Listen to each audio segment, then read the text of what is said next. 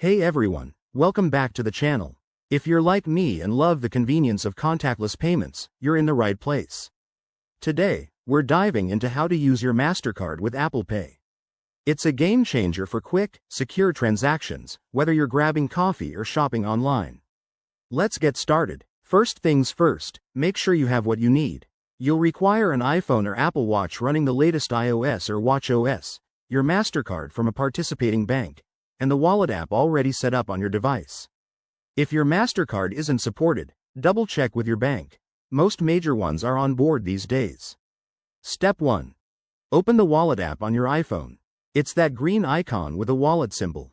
If you don't see it, swipe down from the home screen and search for it.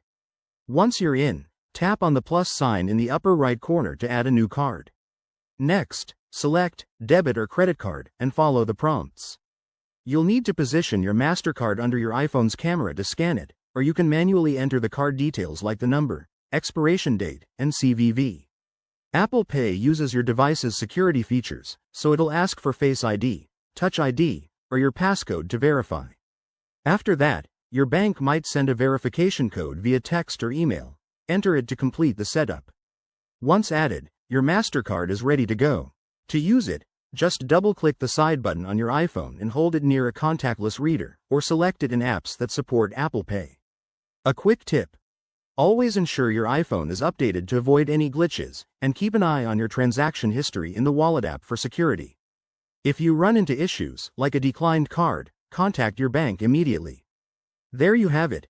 Using Mastercard on Apple Pay is straightforward and super secure.